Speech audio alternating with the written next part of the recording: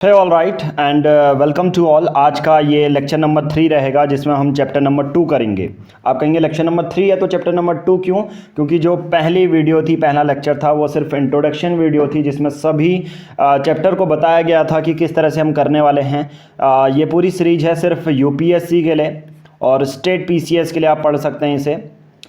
Topic रहेगा general studies paper 3 disaster management. बहुत ज़्यादा कॉम्प्रिहेंसिव ये पूरी बुक बनाई गई है और इसमें वीडियो लेक्चर आप सब लोगों को फ्री में मिल रहे हैं ना। आज का चैप्टर 2 है अर्थक्वेक को पढ़ेंगे, tsunami, cyclone, flood, landslide, drought. क्या मैं इसकी ज्योग्राफी पे जाऊंगा? बिल्कुल भी नहीं। जो डिजास्टर मैनेजमेंट के पर्टिकुलर क्वेश्चन पूछे जाते हैं यूपीएससी के द्वारा जीएस 3 में, सिर्फ मैं उनको ही कवर करूंगा। मैं ऐसा नहीं बताऊंगा कि अर्थक्वेक के पीछे ज्योग्राफिकल क्या रीज़न है, ठीक है, वो आप ज्योग्राफी में पढ़ेंगे और वैसे क्वेश्चन ज्योग्राफी में आते हैं। बट मैं यहाँ पर आपको बताऊँगा कि डीएम यानी कि डिजास्टर मैनेजमेंट के बेसिस पर अर्थक्वेक के कैसे क्वेश्चन आते हैं, कब कब अर्थक्वेक आया था, जिससे इंट्रोडक्शन में अर्थक्वेक की डेफिनेशन क्या लिखोगे, यूनाइटेड नेशन ने क्या दी हुई है, ठीक है। इस बेसिस पर पूरे डिटेल में कवर करेंगे। अगर आप चाहते हैं कंप्लीट इस पूरी बुक की पीडीएफ लेना जिसमें सभी चैप्टर कवर हैं, ऑलमोस्ट 10 से ज़्यादा, उसमें प्रीलिम्स के एमसीक्यू भी हैं जो पिछले वर्ष पूछे गए थे, सॉल्यूशंस हैं, मेंस के क्वेश्चन हैं उनके सॉल्यूशंस हैं, ठीक है। तो आपको ये सिर्फ 99 रुपीज़ में आप अवेल कर पाएंगे। इसी वीडियो के डिस्क्रिप्शन में आपको ये लिंक मिल जाएगा। ये 149 का नहीं है, लिमिटेड ऑफर है, 99 रुपीज़ का आप अवेल करेंगे। बाय नाउ पे जाएंगे, नेम डालेंगे, ईमेल डालेंगे, फ़ोन नंबर डालेंगे, अमाउंट डालेंगे और आप डायरेक्टली आपकी ईमेल आईडी में ये पूरी पीडीएफ मिल जाएगी। उसके साथ साथ पीआर पब्लिकेशन के यूपीएससी के लिए दूसरे प्लान्स भी मिलते हैं, जिसमें से सबसे ज़्यादा जो यूनिक प्लान है वो है ईयरली प्लान का, 499 रुपीज़ का है, जिसमें पूरे 1 साल तक द हिंदू के नोट्स, आंसर राइटिंग आपको करवाई जाती है। एक डेली के बेसिस पर आपकी कॉपी चेक की जाती है, NCERT 6 to 12th notes, phone guidance आपको मिल जाती है। 499 का प्लान है। अगर आप डेडिकेटेड यूपीएससी के एस्पिरेंट हैं तो ईयरली प्लान। अगर आप एनसीईआरटी रिवाइज कर रहे हैं तो टेस्ट सीरीज है, उसके लिए भी चैप्टर वाइज टेस्ट मिलेंगे वीडियो डिटेल्ड सॉल्यूशन के साथ 6 to 12th, ठीक है। ये चीज़ याद रखना, 6 to 12th हर एक सब्जेक्ट के कक्षा 6 से 12वीं तक। प्रीलिम्स का सेकंड पेपर सी सेट, तो तीनों अगर कॉम्बाइंड आप लेते हैं तो सिर्फ आपको 999 रुपीज़ में ये आप अवेल कर पाएंगे। लेना कैसे है? दिए गए नंबर पर गूगल पे, फ़ोन पे करना है, जो भी पेमेंट करेंगे उसकी स्क्रीनशॉट सेम नंबर पर व्हाट्सएप, और हम आपको अपने टेलीग्राम प्राइवेट ग्रुप में सभी ग्रुप से ऐड कर लेंगे और ये सब आपको ईमेल आईडी आपके टेलीग्राम नंबर में मिल जाएंगे, राइट। आगे बढ़ने से पहले पीआर पब्लिकेशन आपको टेलीग्राम सर्च करना है। देखिए यहीं पर इसी चैनल पर पीआर पब्लिकेशन में फ्री ग्रुप है। आंसर राइटिंग कैसे की जाती है, जो हमारे पेड यूज़र होते हैं डेली के बेसिस पर, हिंदू एडिटोरियल की यहाँ पर आंसर राइटिंग सब आपको मिल भी यहाँ पर जाता है, राइट। और दूसरे science and tech disaster management के टॉपिक भी यहाँ पर मिल जाएंगे। तो स्टार्ट करते हैं आज का chapter 2 video lecture number 3। Okay, देखिए इससे पहले का चैप्टर जिसने नहीं देखा पहले वो चैप्टर देख लें, तभी आपको ये चैप्टर भी समझ में आएगा। चलिए सभी टॉपिक को एक एक करके कवर करते हैं, डिटेल में डिस्कस यहाँ पर करते हैं। सबसे पहले जानेंगे अर्थक्वेक। मेंस में अगर अर्थक्वेक आ गया तो आप क्या कहोगे? बहुत सिंपल है, अर्थ क्रस्ट का जो है शेक होना, और जनरली ये इतना ज़्यादा इम्पैक्ट होता है अर्थक्वेक का कि इसकी वार्निंग भी मुश्किल से मिल पाती है, प्रेडिक्ट करना बहुत ज़्यादा मुश्किल है। और ये हम एक नेचुरल हज़ार्ड का एक पर्टिकुलर कैटेगरी में इसको इंक्लूड करेंगे। हज़ार्ड क्या होता है? सुनामी, अर्थक्वेक, ये सब हज़ार्ड होते हैं जो कि पहले वीडियो लेक्चर नंबर 2 में हमने कवर किया था। कभी भी हो सकता है साल में, डे नाइट, सडन इम्पैक्ट होता है और बहुत लिटिल वार्निंग के साथ ये आता है, सडन सा। नेपाल का अर्थक्वेक आपने देखा होगा, हमारी भारत सरकार ने, गवर्नमेंट ऑफ इंडिया ने, अगर कभी भी इंडिया नेपाल के रिलेशन आए तो भारत सरकार बहुत ज़्यादा हेल्प करती है। एक इंडिया और नेपाल के रिलेशन में सबसे ज़्यादा इम्पोर्टेंट टॉपिक आप मेंस में इंक्लूड कर सकते हो कि हमने कुछ मिलियंस ऑफ डॉलर दिए थे नेपाल को कि उनका रिकन्स्ट्रक्शन हो जाए। अर्थक्वेक की वजह से जितना भी इंफ्रास्ट्रक्चर का लॉस हुआ था वो सरकार ने फुलफ़िल किया था। अर्थक्वेक के आने से बिल्डिंग डिस्ट्रॉय होती हैं, कुछ ही सेकंड में इंफ्रास्ट्रक्चर डिस्ट्रॉय हो जाता है, बहुत सारे लोग मारे जाते हैं। Earthquake not only destroy the entire habitation, वहाँ के लोगों को ही नहीं बल्कि डिस्टेबलाइज कर देता है हमारी सरकार को, हमारी मतलब किसी भी सरकार जहाँ भी आए, नेपाल में जैसे, भारत में जैसे, इकोनॉमी में, सोशल स्ट्रक्चर कंट्री का। इस तरह से अगर ऐसे हो या GS 3 में हो, आप इस तरह से अपना आंसर लिख सकते हैं। तो ये मेंस के बेसिस पे है।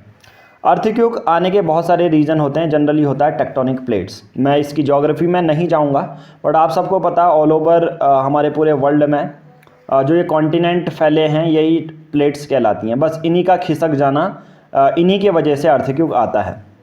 अगर आप जनरली देखेंगे, जैसा मैंने यहाँ पर लिखा भी है, concept of plate movement will not directly ask directly in disaster management. Disaster management में कभी ये डायरेक्टली आपसे पूछा ही नहीं जाएगा कि क्या एक प्लेट टेक्टोनिक के पीछे रीज़न क्या है। फिर भी मैं आपको बताता हूँ, कुछ 3 तरीके होते हैं।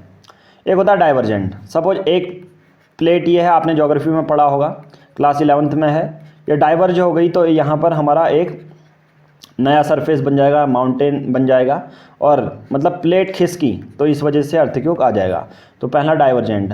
आपको कि ऐसा कहाँ बना है पूरे वर्ल्ड में, ऐसा कहीं पर है क्या? यस, जो अटलांटिक रिज है, ठीक है, अटलांटिक रिज है, आपको मिड अटलांटिक रिज में ये देखने को मिल जाएगा, ठीक है। दूसरा है कन्वर्जेंट। कन्वर्जेंट में क्या होता है, एक प्लेट आती है, दूसरी प्लेट आती है और ये टकरा जाती हैं, इस वजह से भी एक माउंटेन फॉर्म हो जाता है, और इस दौरान भी अगर प्लेट्स हिली हैं तो अर्थक्वेक आ जाएगा। और ऐसा है ring of fire. Ring of fire के यहाँ पर जनरली ये माउंटेन आपको देखने को मिलते हैं, आइलैंड देखने को मिलते हैं, माउंटेन तो नहीं कहूँगा, जनरली आइलैंड देखने को मिलते हैं। ये कन्वर्जेंट प्लेट्स के बेसिस पर हुआ है। एक होता है ट्रांसफॉर्मेशनल। इसमें क्या होता है, जो प्लेट्स होती है ना ही कन्वर्ज होती है ना ही डाइवर्ज, बस अपने में घर्षण, उनके बीच में फ्रिक्शन होता है, बस अपने में खिसकती हैं ये, ठीक है, ये ऊपर को ये नीचे को। और इसका एग्जाम्पल है सैन एंड्रियास, ठीक है, सैन एंड्रियास फॉल्ट इसके एग्जाम्पल हैं अपने प्लेट मूवमेंट के, राइट। तो आई थिंक अब आपको ये वाला हिस्सा क्लियर हो गया होगा, चाहे यूपीएससी मेंस के लिए आप पढ़ रहे हो या प्रीलिम्स के लिए आप पढ़ रहे हो, राइट। चलिए अब क्वेश्चन कैसा आएगा, देखो। तो इस तरह से हमने ये फॉर्म किया है ताकि आपको पूरी अच्छे से जो डिटेल है वो मिल जाए। Question for prelims on measuring earthquake. अब प्रीलिम्स में अर्थक्वेक से कैसे क्वेश्चन आ सकते हैं कि यार अर्थक्वेक को मेजर करने के लिए क्या होगा। सबसे पहला होता है जो टॉपिक है मैग्नीट्यूड, और दूसरा टॉपिक होता है इंटेंसिटी। मतलब अर्थक्वेक अगर आता है तो 2 ही चीज़ें आपके माइंड में होनी चाहिए कि कितने मैग्नीट्यूड का आया और इंटेंसिटी इसकी क्या थी। सबसे पहला पढ़ते हैं मैग्नीट्यूड। जब अर्थक्वेक आता है, कुछ अमाउंट ऑफ एनर्जी रिलीज होती है, तो उसी को मैग्नीट्यूड आप कहोगे कि अमाउंट ऑफ एनर्जी कितनी रिलीज हुई जब भी एक अर्थक्वेक आया। इसको मेज़र करते हैं या डिटरमाइन करते हैं सिस्मोग्राफ से, और इसको लगाया जाता है ग्राउंड में, और ग्राउंड में कंटिन्यूस जो वाइब्रेशन होती है ना, वो इसको मेज़र करता है। सिस्मोग्राफ जो एक ऐसा इंस्ट्रूमेंट होता है जो हमारी अर्थ होती है, जो जितनी वाइब्रेट करती है, अर्थक्वेक आने पर मैंने कहा ना प्लेट्स ही तो खिसकती हैं, इन्हीं के वजह से वाइब्रेशन होता है, और इसी वाइब्रेशन को जो इंस्ट्रूमेंट चेक करता है वो हो जाता है आपका सिस्मोग्राफ। किसने डेवलप किया था? सिस्मोलॉजिस्ट थे चार्ल्स रिक्टर। और अर्थक्वेक का मैग्नीट्यूड जो अगर चेक करना हो तो वो रिक्टर स्केल में ही किया जाता है। और देखो एक सबसे फन फैक्ट बताता हूँ, फन फैक्ट तो इसे नहीं कहेंगे, सीरियस फैक्ट है, फन की तरह आप अगर लोगे तो अच्छे से ये समझ में आ जाएगा। देखो बहुत सिंपल है, मैं कहूँगा अगर अर्थक्वेक का मैग्नीट्यूड 6.5 है, ठीक है, अर्थक्वेक का मैग्नीट्यूड 6.5 है, और दूसरा मैं कहूँगा अर्थ का मैग्नीट्यूड जो है 7.5 है। सिर्फ देखो पॉइंट एक ही उसका तो डिजिट का फ़र्क है ना, 6.5। अगर 6.5 होता है तो उतना डैमेज नहीं होगा, अगर 7.5 का मैग्नीट्यूड आएगा तो वो 30 गुना ज़्यादा होता है, सिर्फ एक डिजिट से। देखो कितना फ़र्क पड़ रहा है। तो हालांकि ये बहुत लोग गौर नहीं करते, बट इंटरव्यू में ये कभी कभी पूछ लिया जाता है। तो मैंने ये एक इंटरव्यू से ही उठाया है जनरली ये पॉइंट। अगर आप देखोगे तो earthquake with magnitude 7.5 on Richter scale releases 30 times the energy than one with 6.5 magnitude. देखिए फन फैक्ट के साथ साथ इंटरेस्टिंग फैक्ट भी है। कोई कहेगा 6.5 रिक्टर स्केल में मैग्नीट्यूड हमें देखने को मिला, बट 7.5 देखने को मिला, तो इसका मतलब है सिर्फ एक डिजिट का डिफरेंस है, बट जो एनर्जी रिलीज होती है 30 गुना ज़्यादा हो रही है, जिसका मैग्नीट्यूड 3 होगा। मतलब कम वाला का कम डैमेज करेगा, ज़्यादा वाले का ज़्यादा। सबसे ज़्यादा जो रिक्टर स्केल में मेज़र किया गया था 9.25 अभी तक का, ये अलास्का 1969 में आया, और चिले 1960 में ये देखने को मिले थे। तो सबसे ज़्यादा तीव्र गति के अर्थक्वेक अगर हम देखेंगे तो वो अलास्का और चिले 1969, चिले में 1960 में देखने को मिले, राइट। तो ये आप अपने इंटरव्यू में, अपने मेंस में लिख सकते हैं, राइट। सबसे पहला हमारा मैग्नीट्यूड कवर हो चुका है। Now the second topic will be the earthquake intensity. It is the measure that effect of an earthquake where it occur. Means क्या, कितना ज़्यादा इम्पैक्ट किया, अर्थक्वेक आया तो कितने बिल्डिंगों को डैमेज किया, वो इंटेंसिटी बताया। बहुत सिंपल है। एक तरह से मैं डायरेक्टली प्रोपोर्शनल भी कहूँगा। अगर मैं कहना चाहूँ कि अर्थक्वेक का जो सिस्मोग्राफ है या अर्थक्वेक का मैग्नीट्यूड है वो directly proportional to earthquake intensity मैं यहाँ पर बोल सकता हूँ, अगर मैथमेटिकली इसको मैं डिराइव करना चाहूँ, क्योंकि जितना ज़्यादा मैग्नीट्यूड होगा उतनी ही ज़्यादा इंटेंसिटी होगी। मतलब मैग्नीट्यूड 7.5 मैग्नीट्यूड आ गया तो यार कितनी एनर्जी अमाउंट ऑफ रिलीज होगी और उस दौरान कितनी बिल्डिंगें, रोड्स डिस्ट्रॉय हो सकती हैं। तो जितनी रोड डिस्ट्रॉय होंगी उसी को कहते हैं अर्थक्वेक इंटेंसिटी, राइट। चलिए, ये डेवलप किया था 1902 में बाय मर्सेली, एक इटालियन सिस्मोलॉजिस्ट थे, और इन्होंने ही अर्थक्वेक की इंटेंसिटी को बताया गया था और डेवलप किया गया था। अर्थक्वेक की इंटेंसिटी अगर मैं बोलूँ, मॉडर्न मर्सेली जो स्केल है उसमें रोमन अंकों में लिखा गया है from 1 to 12th, 1 to 12th।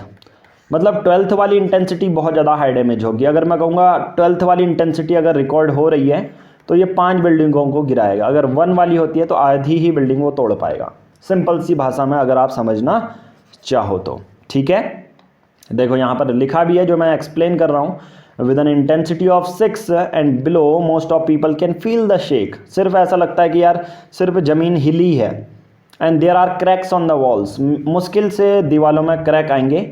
But अगर इंटेंसिटी हो 12th, there is a general panic with building collapsing. बड़ी बड़ी बिल्डिंगें टूट जाएंगी, एक दूसरे में कोलैप्स हो जाएंगी। तो ये रहता है आपका अर्थक्वेक का पूरा। मैं बता चुका हूँ ना, अर्थक्वेक 2001 में आया था गुजरात में। उसकी कुछ मैं तस्वीरें दिखाता हूँ जिससे कि आप मैं अभी जब ये वीडियो रिकॉर्ड कर रहा हूँ या जब ये आप वीडियो देख पा रहे हैं उसकी इंटेंसिटी को हालांकि आप एक्सपीरियंस या फील नहीं कर पाओगे सिर्फ बताने से, इसलिए मैंने सोचा कि आपको पिक्टोरियल इमेज की हेल्प से आपको बता दूँ। नाउ भुज अर्थक्वेक, डैमेजेस बाय भुज अर्थक्वेक 2001, गुजरात में सबसे बड़ा भूकंप यहाँ पर देखने को आया था। Now second one is 1991 and 1998। 1988 का अर्थक्वेक देखो कितना बड़ा डैमेज करता है ये, सोचो। वीडियो देखने समय उतना फील नहीं होगा बट फील करने का ट्राई करो यहाँ पर कि अर्थक्वेक बहुत ज़्यादा इंपॉर्टेंट टॉपिक है। सोसाइटी, गवर्नमेंट सबको डिस्टेबलाइज कर देता है। सोचो सरकार तक का, आपको फिर नेशनल प्लान बिल्ड करने की ज़रूरत होती है। देखो ये देखो इंटेंसिटी कितनी ज़्यादा है, बड़ी बड़ी बिल्डिंगें कोलैप्स हो जा रही हैं, ठीक है। 2 मिनट में बड़ी बिल्डिंगें कोलैप्स हो जा रही है। ये देखो इतना बड़ा अर्थक्वेक का डैमेज देखने को मिलता है। अर्थक्वेक का एग्जांपल अगर कोई मेंस में पूछे, या अर्थक्वेक आता है डायरेक्टली, एग्जांपल तो नहीं पूछते बट मेंस में डायरेक्ट आएगा, तो उसके लिए मैंने कुछ आपके लिए लिस्ट प्रिपेयर की है ताकि आपको पता चले कि यार मैग्नीट्यूड ऑफ 6+ वाले ही मैंने, अर्थक्वेक तो बहुत सारे आए होंगे। आप कहेंगे सर क्या इतना ही आया है? नहीं, जहाँ पर मैग्नीट्यूड, जहाँ पर बिल्डिंग कोलैप्स होती हुई दिखती हैं उनके रिगार्डिंग मैंने यहाँ पर लिस्ट बनाई है। मैं कहूँगा रिसेंट वाला देना, मुजफ्फराबाद पाकिस्तान, जम्मू एंड कश्मीर में, भुज गुजरात, उत्तर प्रदेश, जबलपुर मध्य प्रदेश में, ये कुछ मैग्नीट्यूड है। और सबसे ज़्यादा अगर आप देखोगे ये वाला 8.5 का 1950 में आया था, भारत को आज़ाद होने के 3 साल बाद, अरुणाचल प्रदेश और चाइना बॉर्डर में। हालांकि उतना ज़्यादा डैमेज नहीं हुआ था बट बहुत ज़्यादा जो बिल्डिंग है, उतना हैबिटेशन नहीं था उस जगह पर जो अरुणाचल प्रदेश चाइना बॉर्डर का, बट वहाँ पर इंफ्रास्ट्रक्चर बहुत था, तो ये बहुत ज़्यादा डैमेज हुआ, राइट। चलिए नाउ कुछ फैक्ट कर लेते हैं मेंस के लिए भी, ठीक है। Important fact for mains plus prelims, okay. अब यहाँ पर देखते हैं, हर एक देश में सिस्मिक जोन बने रहते हैं और सिस्मिक जोनिंग मैप भारत के डिवाइड करते हैं 4 जोन्स में। Zone number 2, zone number 3, zone number 4, zone number 5। बच्चे सोच रहे होंगे अरे सर तो जोन नंबर 1 भूल गए। नहीं, उसको कैटेगराइज ही ऐसे किया जाता है। देखो ये अगर आप देखेंगे BIS है, ब्यूरो ऑफ इंडियन स्टैंडर्ड का ये सोर्स है। आप इसको जेन्युइन मानेंगे क्योंकि ये भारतीय सोर्स है। गवर्नमेंट का ऑफिशियल वेबसाइट का सोर्स है, ये मैंने लिया है आपका। देखो जोन 5 में जो हैं वो रेड वाले हैं, ये देखिए, ये जोन 3 अगर आपसे प्रीलिम्स में आएगा या डायरेक्टली प्रीलिम्स का पॉइंट है, जो बड़े खिलाड़ी होते हैं यूपीएससी के उनको पता रहता है कि ऐसा पॉइंट पूछा जाता है, इसलिए मैं अपने एक्सपीरियंस के बेसिस पर आपको बता रहा हूँ। जब जोन बेस्ड डिवीज़न आपसे पूछा जाए प्रीलिम्स और मेंस में, तो आपका क्वेश्चन होगा, तो आपसे क्वेश्चन क्या पूछा जाएगा पता है? आपसे पूछा जाएगा much of India lies in zone 3, 4, 5, किस में? आपसे आएगा मोस्ट ऑफ इंडिया या much of India lies in zone 1। Zone 1 तो होता ही नहीं है, जिसने नहीं पढ़ा होगा उसको पता नहीं होगा। पर अगर मैं बता दूं, मोस्टली जो भारत का हिस्सा है वो जोन 3 में आता है, ठीक है। भारत की जो कैपिटल है नई दिल्ली, वो जोन 4 में आता है, इसको भी याद रखना। जो बड़ी मुंबई कैपिटल है, जिसे बॉलीवुड जो है नगर भी कहते हैं, और चेन्नई जो है जोन 3 में आता है, ठीक है। तो मोस्ट ऑफ इंडिया के जो प्लेसेस हैं जोन 3 में आते हैं। अब आप कहोगे ठीक है, जोन 3, जोन 2, जोन 4, जोन 5 आप बता रहे हो, इसका मतलब क्या होता है? आपके माइंड में क्वेश्चन आएगा। बहुत सिंपल है यार, जोन 2 मतलब बहुत ज़्यादा कम, जिसमें मैग्नीट्यूड 4.9, मतलब हल्के से ही। जो जोन 2 में है ये वाला एरिया देखो, मध्य प्रदेश वाला, उड़ीसा का ये वाले कुछ एरिया, ठीक है, केरला तमिलनाडु का कुछ एरिया, ठीक है, सडन जोन 2 में आता है। मतलब उतना ज़्यादा रिस्क नहीं है, अगर अर्थक्वेक आ भी जाए तो आप सिर्फ हिलोगे। बट जो जोन 5 में है वो very high risk quack of magnitude 8 and greater, सोचो 8 से ज़्यादा का मैग्नीट्यूड।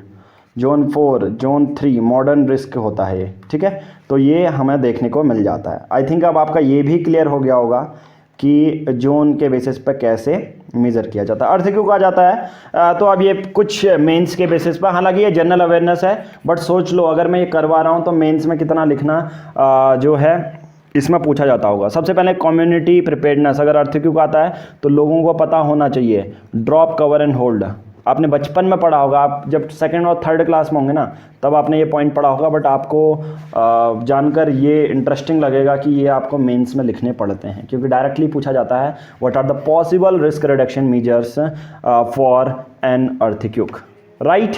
चलिए, पहला पॉइंट कम्युनिटी प्रिपेयर्डनेस है, जिसमें drop, cover and hold. Second planning, मतलब प्लानिंग क्या है? प्लानिंग कौन करेगा? सिंपल सी बात है, BIS करेगी, यानी कि ब्यूरो ऑफ इंडियन स्टैंडर्ड। वो बताती है कि किस तरह से बिल्डिंगों को अर्थक्वेक के लिए बनाना चाहिए। बहुत सारी जो एग्जिस्टिंग बिल्डिंग हैं, hospitals, schools, fire station, may not be built with earthquake safety measures, क्योंकि पुरानी बिल्डिंग है ना, उस समय उतना BIS ने उतना काम नहीं किया। अब BIS जितनी भी बिल्डिंगें बनती है वो BIS के स्टैंडर्ड पर बनती है। ये भी प्रीलिम्स के लिए एक चीज़ याद रखना कि ब्यूरो ऑफ इंडियन स्टैंडर्ड ही बताती है, right.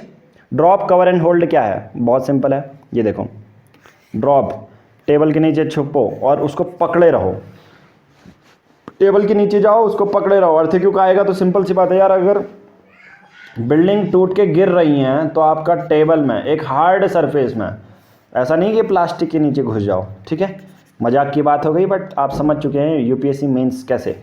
Public education is the third solution, जिससे कि आप बच सकते हैं, लोगों को शिक्षित करा के कि अर्थक्वेक कैसे बन सकता है, उससे प्रिवेंट कैसे हो सकते हो। Fourth one is the engineered structure. सबसे बड़ा महत्व तो यही रखता है कि आपके अगर इंजीनियर BIS स्टैंडर्ड के बेसिस पर आपकी बिल्डिंग बना रहे हैं तो अर्थक्वेक आ भी जाता है तो आपके बिल्डिंग में कुछ नहीं होगा। जैसे हाइपो सेंटर के बेसिस पर बेडरॉक, सॉफ्ट ग्राउंड कहाँ पर देखते हैं, कभी कभी आपकी जो घर बनाया जाता होगा, अगर आपको याद होगा तो आपके पिताजी लोग, आपके भाई बहन लोग जो थोड़े से बड़े हैं उनको पता होगा कि किस तरह से आप चेक करवाते हो इंजीनियर से कि हाँ इस जगह पर अर्थक्वेक वाला प्रोन एरिया तो नहीं है। अगर नहीं होगा तो हम बना लेंगे घर, अगर होगा तो हम नहीं बनाएंगे। सिंपल सी बात है। स्मॉल ओपनिंग वाली वॉल्स होनी चाहिए। Good connection between the walls and foundation. Good connection eight wall corner. Lintel bend यहाँ पर देखने को मिलता है जो कि अर्थक्वेक आता भी है तो रोके रखता है। Good connection between roof and the walls. ये बहुत सारे मैटर करते हैं जो एक इंजीनियर करता है, राइट। उसमें इंजीनियर्ड स्ट्रक्चर सबसे ज़्यादा मैटर करता है, उसमें शिक्षा भी इंक्लूड है। देखो अर्थक्वेक कितना अच्छा टॉपिक था और मैंने पूरा पढ़ा दिया है प्रीलिम्स और मेंस के लिए गारंटी के साथ। अगर आप देख सकते हो ऑल ओवर इंडिया में जितने भी आपको डिजास्टर मैनेजमेंट के कोर्सेज मिलेंगे, मैं फ्री कोर्सेज की बात नहीं कर रहा हूँ, मैं पेड कोर्सेज की बात कर रहा हूँ। फ्री तो आपको मिल ही जाएंगे हर जगह, पर जो भी पेड कोर्सेज होंगे आप उसका मटेरियल इससे चेक कीजिए। कहीं पर भी इतनी क्वालिटी इतने अच्छे से प्लस बुक इतने अफोर्डेबल प्राइसेस में आपको कहीं नहीं मिलेगी। तो आप क्या कीजिए, इस जो हमारे वर्क है उसको सपोर्ट करने के लिए चैनल को सब्सक्राइब कर लीजिए। अभी जो ये आप वीडियो देख रहे हो उसका लिंक शेयर कीजिए अपने एक ग्रुप में, PR पब्लिकेशन ग्रुप में, अपने UPSC एस्पिरेंट के साथ। नाउ सुनामी जो वर्ड होता है वो डिराइव हुआ है एक जापानी टर्म सू मीन्स हार्बर एंड नामी मीन्स वेव्स। मतलब जो आपका हार्बर कहाँ पर हो, हार्बर किसे कहते हैं, जहाँ पर शिप्स आते हैं ना, ये कोस्टल एरिया जनरली, वहाँ पर हाई टाइड्स आती हैं पूरा। सुनामी आने के पीछे एक कारण अर्थक्वेक भी है। मतलब जब अर्थक्वेक आता है ना समुद्र में तो वो सुनामी लेके आता है। देखो ये नॉर्मल सिचुएशन क्रिएट हुई, फिर डिस्टर्बेंस क्रिएट हुआ, धीरे धीरे अर्थक्वेक आ रहा है। ये देखो नीचे अर्थक्वेक आया, यहाँ पर सुनामी आएगी, फिर ये नॉर्मल सिचुएशन में यहाँ पर देखने को मिलता है। ठीक है, पहले देखो अगर आप देखोगे जो नॉर्मल सिचुएशन में जैसे ये पेड़ है मान के चलो, ठीक है, ये देखो ये इमेज अपने आप में बहुत इंपॉर्टेंट है। अगर आप देखोगे तो देखो ये नॉर्मल सिचुएशन है, बट जब अर्थक्वेक आना शुरू होगा ये रिसीड करता है। ये देखो ये पानी है ना, ये देखो पानी थोड़ा सा रिसीड किया तो वो अंदर को जाता, पता नहीं चलता। अगर आप खड़े भी रहोगे ना वहाँ पर पता नहीं चलेगा, आपको लगेगा यार ऐसे ही पानी नीचे जा रहा है। फिर जो सडन आता ना वेलोसिटी के साथ, ये पूरा उखड़ के ये देखो यहाँ तक पेड़ के, देखो ये इमेज का अपना महत्व है। ठीक है, यहाँ पर देखो ये पत्थर था इसमें पानी नहीं गया, अब ये देखो पानी यहाँ तक पहुँच चुका है नॉर्मल। तो पहले कोस्टल एरिया से रिसीड करेगा, यहाँ पर अर्थक्वेक आएगा, फिर पानी को ऊपर लाएगा, फिर लेवल करने के लिए ये पूरा आएगा टाइड। तो अर्थक्वेक आने से सुनामी आती है और सुनामी को प्रिडिक्ट करने के लिए दो तरीके हैं। एक पहला है इंटरनेशनल सुनामी वार्निंग सिस्टम, ये प्रीलिम्स में आएगा। दूसरा है रीजनल वार्निंग सिस्टम, ये भी प्रीलिम्स में आपसे पूछा जाएगा। सबसे पहले इंटरनेशनल सुनामी वार्निंग सिस्टम की अगर मैं बात करूं, जनरली 1946 के बाद पैसिफिक सुनामी वार्निंग सिस्टम जो है डेवलप किया गया कहाँ पर, हवाई में। और PTWC, आपसे क्वेश्चन क्या पूछा जाएगा with respect to the term PTWC means Pacific tsunami warning system, सबसे पहले कहाँ लोकेटेड है, ये हवाई में है। और ये सभी दुनिया भर के सभी देशों को अलर्ट करता है कुछ घंटे पहले सुनामी आने से, जो कि एक बहुत बढ़िया मैं कहूँगा वार्निंग सिस्टम है, जो पूरे देशों में दुनिया भर के सभी देशों को ये सुनामी आने से कुछ घंटे पहले ही अलर्ट कर देता है। The warning include predicted arrival time, warning में आपको बता भी दिया जाता है कि कब तक ये वेव आपके देश तक पहुंचेगी। Where the tsunami could travel in the few hours, a tsunami which is issued with subsequent arrival time to other geographical areas, आपको ये भी बता दिया जाता है कि किस जोग्राफिकल एरिया में कब तक ये पहुंचेगी। सेकंड है रीजनल वार्निंग सिस्टम। भारत में हमारा सर्वे ऑफ इंडिया मेंटेन करता है टाइड गॉज। हमारे भारत में कोस्टल एरिया बहुत बड़ा एरिया है और रीजनल वार्निंग सिस्टम SI देता है या SOI देता है, survey of India. Day to maintenance यही बताता है। 2004 में जब इंडियन सुनामी आई थी, recorded data from 4 radar and recorded the height of tsunami waves 2 hours after the earthquake. कितनी बड़ी बात है कि 2018 की इंडियन सुनामी, अगर आप देखोगे ना जब 4 में इंडियन सुनामी आई थी, उसी के बाद सुनामी के नाम देना शुरू हो चुके थे, साइक्लोन के नाम देना शुरू हो गए थे। ठीक है, अर्थक्वेक आने के बाद ही ये सुनामी की हाइट यहाँ पर रिकॉर्ड करना शुरू कर दिया गया था। राइट, देखिए टाइड गॉज नेटवर्क पूरे भारत में इस तरह से कुछ चलता है। ये कुछ इमेजेस हैं, सर्वे ऑफ इंडिया बताता है यहाँ पर। ठीक है, और ये कितने हाइट तक आएगा ये टाइड्स, ये भी आपको बता दिया जाता है। सुनामी रिसेंट से अभी तक पूरा बताया है। 2004 में 26 दिसंबर को आई थी। बेंडा एक इंडोनेशिया, तमिलनाडु, केरला, आंध्र प्रदेश, इन सबको हिट किया था। The east coast of India was affected. The wave measured around 10 metre high, killing more than 10,000 precious lives. 10,000 लोग से ज़्यादा डेथ हुई थी। सोचो, रिसेंट का आप एग्जांपल ये दे सकते हैं। देखो 50 साल, कुछ ऑलमोस्ट 40 से 45 साल के बाद ही आया ये। 2004 वाला याद रखना, 26 दिसंबर की डेट, 10,000 से ज़्यादा लोग। भारत के बारे में बात करूँ, केरला, आंध्र प्रदेश, अंडमान एंड निकोबार आइलैंड में इम्पैक्ट हुआ। इस तरह से सुनामी को प्रोटेक्ट भी किया जाता है, ठीक है। जब पॉपुलेटेड कोस्टल एरियाज़ होते हैं, ये भारत का दृश्य नहीं है, ये है जापान में। जापान में इस तरह से इंफ्रास्ट्रक्चर बना दिए जाते हैं ताकि कम इम्पैक्ट हो, ठीक है। तो आई थिंक मैं आपको आज का जो टॉपिक है वो पूरा क्लियर करा चुका हूँ। हमने 2 टर्म पढ़े, अर्थक्वेक और सुनामी, ये पूरे क्लियर हुए होंगे आई होप। जो नेक्स्ट वीडियो होगी उसमें साइक्लोन, इंडियन साइक्लोन के बारे में जानेंगे और निसर्ग के बारे में जानेंगे। हाल में ही जो साइक्लोन आया था, अभी का कौन सा आया है आप, ताउती, म्यांमार ने इसका नाम दिया था। निसर्ग का नाम दिया है किसने, बांग्लादेश में, ठीक है। गति नाम किसने दिया है, इंडिया ने। आईएमडी को जानेंगे, आईएमडी क्या करती है, फ्लड के बारे में, अर्बन फ्लड के बारे में और उसके कॉजेज़, अर्बन फ्लड के बारे में पूरा डिटेल में डिस्कस करेंगे ताकि आपको समझ में आ जाए, राइट। अर्बन फ्लड्स के कैसे होता है, ठीक है। वही अर्बन फ्लड का ओवरव्यू हमने यहाँ पर दिया है, ये देखिए कॉजेज़ क्या हैं। तो अर्बन फ्लड पढ़ेंगे और उसके बाद हम पढ़ेंगे दूसरी कंट्री, जब अर्बन फ्लड आता है तो केस स्टडी चेन्नई में क्या हुआ था आपका, जर्मनी किस तरह से अगर अर्बन फ्लड आता है या किस तरह से उसको कोप अप करता है, ठीक है। ये भी इम्पोर्टेंट हो जाता है कि दूसरे किसी और देश से मॉडल आंसर आप कैसे ले सकते हो, ठीक है। नेशनल डिजास्टर मैनेजमेंट की गाइडलाइंस क्या है ऑन अर्बन फ्लड मैनेजमेंट, उसको भी कुछ 10 से 15 गाइडलाइंस हम पढ़ेंगे जो कि आपके हेल्प करेगी, ठीक है। जर्मनी क्या होता है, कोलोजन, ठीक है, कोलोजन या कोलोंज किस तरह से जर्मनी वाले अगर सुनामी या बहुत सारी दूसरी अर्बन फ्लड आ जाता है तो कैसा रहता है, ठीक है। एग्जाम्पल करेंगे मेंस के लिए। फिर ड्रॉट पढ़ लेंगे, ड्रॉट उतना बड़ा कुछ है नहीं, ड्रॉट के बारे में जानेंगे, लैंडस्लाइड के बारे में जानेंगे, फिर उसके बाद चैप्टर हमारा हो जाएगा ख़त्म।